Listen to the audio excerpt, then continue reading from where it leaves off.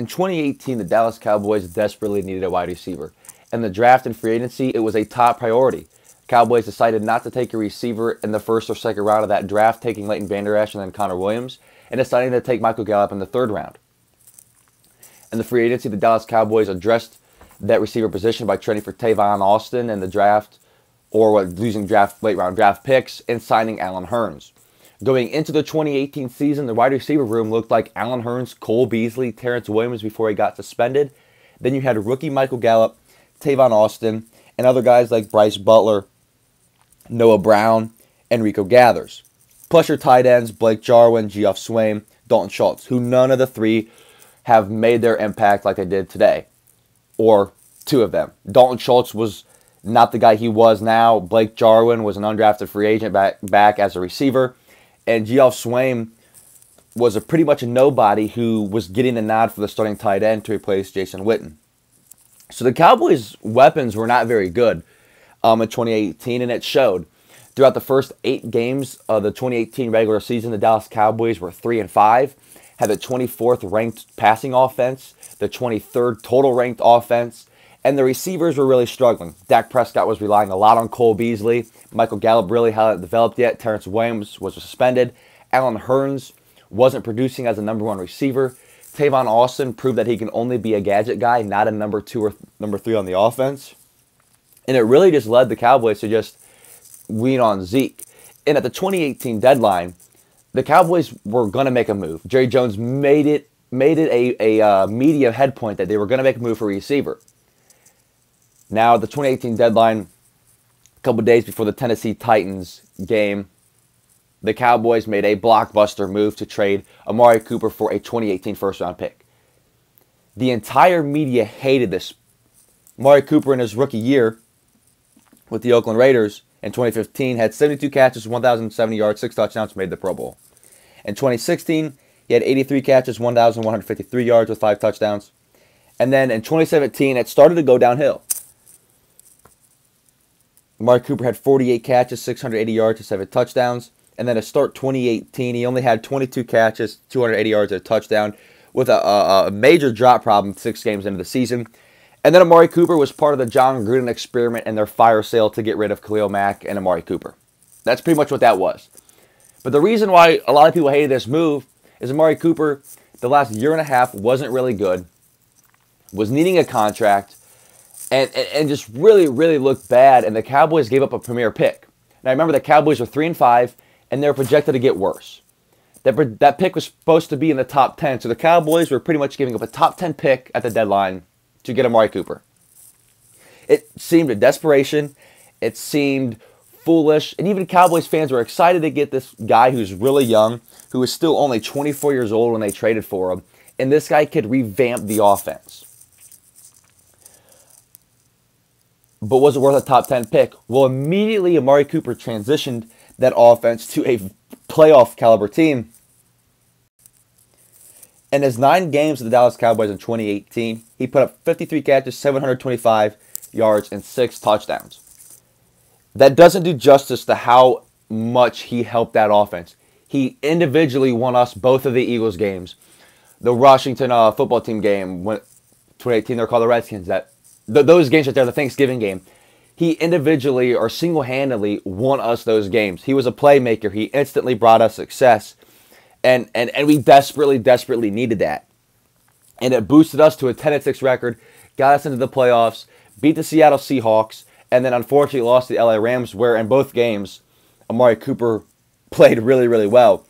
So that 2018 year was really an amazing year. It was one of my favorite years as a Cowboys fan. Going into the season, a lot of hype. Offense was awful to start the season. We were 3-5. The season seemed over. We were training for Amari Cooper. The fans hated it. The media hated it. We were getting rid of a top 10 pick. That would have been because we were so bad. For a guy who had 2 Pro Bowls, but the last year and a half really wasn't too good, was sloppy. So it was questionable. But he immediately proved everybody wrong, was worth it. Going into 2019, him and Michael Gallup formed a pretty nice duo. Amari Cooper went 79 catches for 1,189 yards and 8 touchdowns, making the Pro Bowl again. And then a year and a half into his Cowboys career, things immediately took a drastic turn. Now in 2020, the offseason is where it started. The Cowboys selected CeeDee Lamb 17th overall. Now everybody was talking about this three-headed monster, and then Dak Prescott gets hurt. So this three-headed monster of Amari Cooper, CeeDee Lamb, and Michael Gallup quickly became a what if. Dak Prescott was out for the rest of the 2020 season.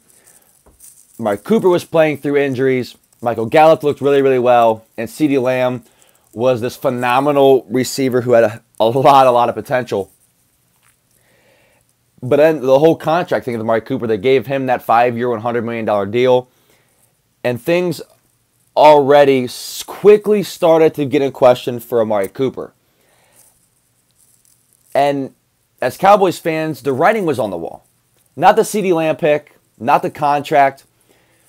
But after the 2020 season, Jerry Jones was already publicly criticizing Amari Cooper. He already began publicly criticizing him for his performance in 2020. And he really didn't do that bad. You know, he had 92 catches, 1,114 yards, and 5 touchdowns on 130 targets, dealing with Andy Dalton, Ben DiNucci, and Cooper Rush for the season. You know, Amari Cooper really did all he could. But again, he's making $20 million a year, and you have young guys like Michael Gallup. Also, young guys in 2020, Cedric Wilson had a really good game against Seattle. He showed some flashes. And a lot of other guys were going to need to get paid. 2021 happens. A lot of hype for the Dallas Cowboys. Amari Cooper's healthy. Dak Prescott's back and healthy. Michael Gallup heading into year 4. And CeeDee Lamb heading into year 2. Dalton Schultz has emerged. Blake Jarwin has emerged. Ezekiel Elliott's healthy. Tony Pollard. This offensive line is healthy. The defense looks good on paper. There was a lot. And the Cowboys lived up really, really well. But the big question throughout the whole year was the statistics of Amari Cooper. He was inconsistent. Throughout the season, he only had 865 yards and 8 touchdowns. But let's talk about where most of those, statistics, where they came from.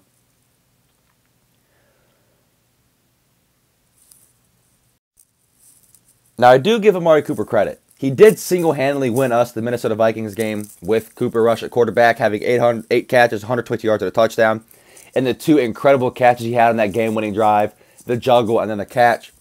But really, the only game that I remember standing out other than Minnesota was Week 1. Amari Cooper against Tampa Bay, when he had 13 catches, 139 yards, 2 touchdowns, was the only game that Amari Cooper looked 100% healthy, looked 100% locked in.